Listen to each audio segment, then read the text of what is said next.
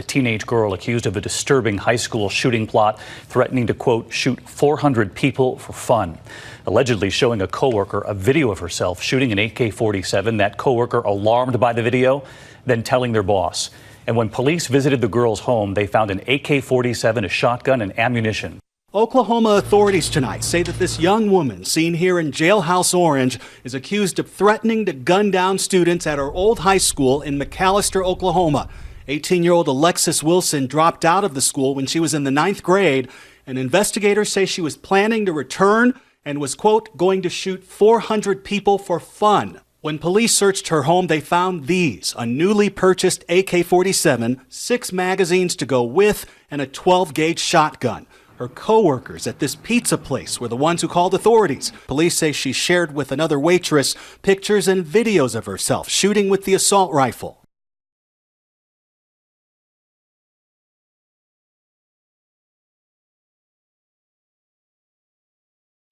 The U.S. Navy just made a stunning admission. Naval officials yesterday confirmed that 3 separate UFO videos released by the New York Times in 2017 and previewed on the show are actually genuine. They do, in fact, show aerial phenomenon the Navy cannot explain, and that, in fact, our understanding of physics cannot explain. The Navy also recently sent a letter to Congressman Mark Walker saying that it takes UFO sightings very seriously and is working to investigate them.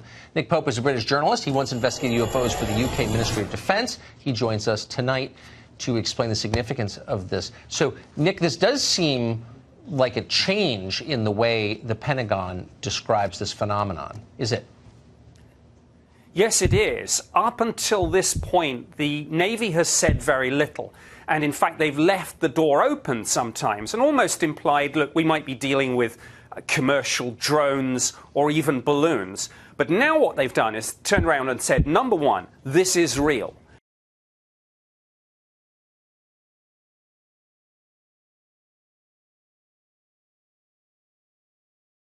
Russia has seized 2 North Korean fishing boats and 80 crew, it says, were illegally fishing in Russian waters. The North Korean crew on one of the boats, when they were caught, reportedly attacked Russian agents and injured 3 of them. The boats and crew were taken to Russia's Nakhodka port. Moscow's foreign ministry summoned the North Korean ambassador and expressed grave concerns. North Korean fishing boats have been seized many times by Russia for illegal fishing, and the North has also seized Russian boats.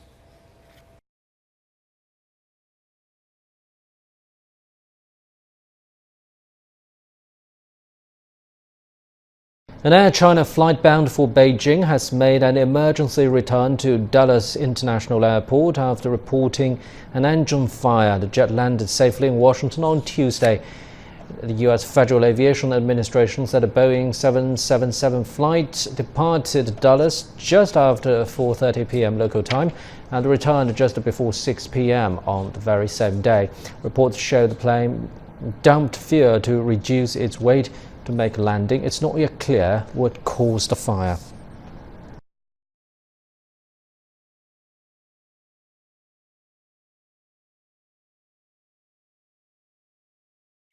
Prime Minister Lee Na-kyun visited breeding farms and disinfection facilities in Pocheon, a city that borders Yeoncheon County, where the second case of African swine fever was confirmed this morning, to ensure thorough management of the situation. Now there, the Prime Minister vowed all-out efforts to contain the outbreak and ensure stable pork supplies. What's for sure at this point is that the spread of the African swine fever took place through humans, animals, and transport vehicles. Based on that premise, we'll take swift and resolute measures. His visit to the affected area comes just hours after the nation confirmed a second African swine fever case at a pig farm near the border with North Korea, a day after reporting its first ever outbreak of the virus. After the first case was discovered on Tuesday in Paju, South Korea raised its animal disease alert level to the highest available and ramped up disinfection measures, including a temporary nationwide movement ban of hogs and related livestock.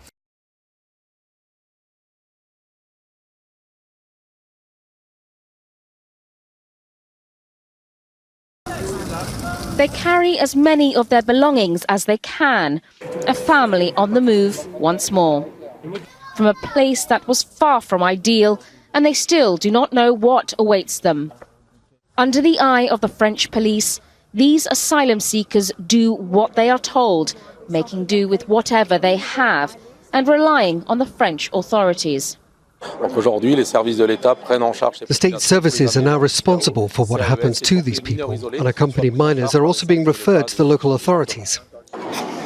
This makeshift camp at this gym in Dunkirk was where some 700 people, many of them families, had set up some kind of shelter. They are now being taken by police and will be dispersed across the country. They had no idea where they were going. The most they hope for is to escape a life of destitution. But there's no guarantee that they can do this, as aid agencies have seen before many times.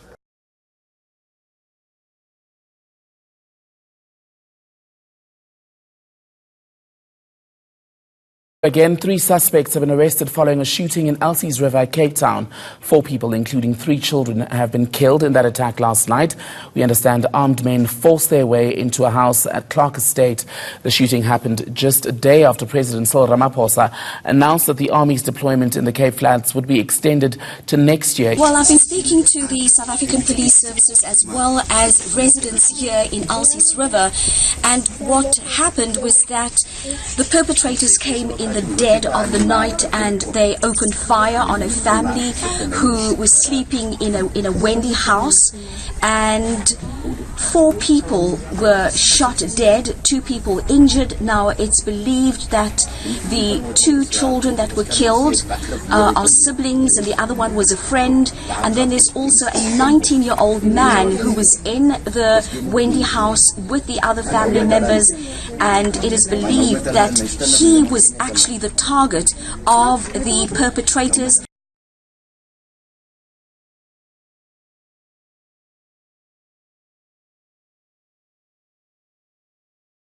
It was supposed to be a 3-hour walk. Instead, it took Bushwalker Neil Parker 2 days to crawl to safety after he badly injured himself. He chewed lollies and painkillers to keep going. Lost in a ravine west of Brisbane with a broken wrist and leg.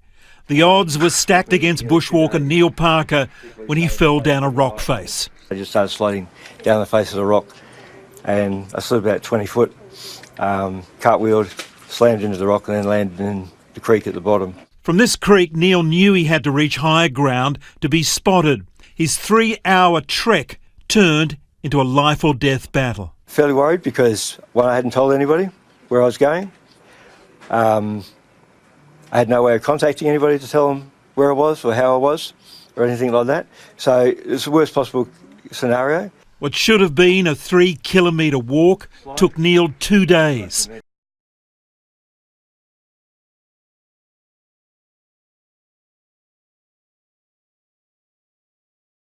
Here in Singapore, air quality worsened today as the haze hit unhealthy levels across the island.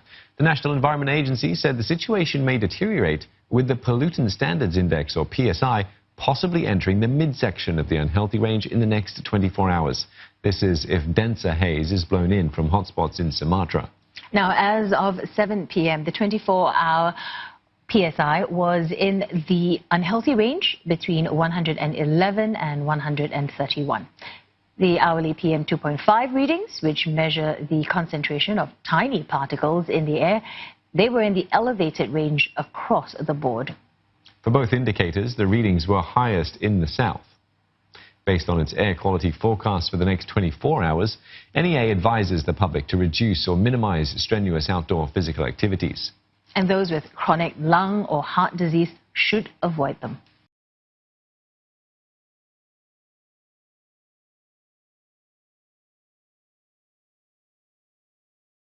The Hong Kong government has cancelled the National Day fireworks display on the 1st of October.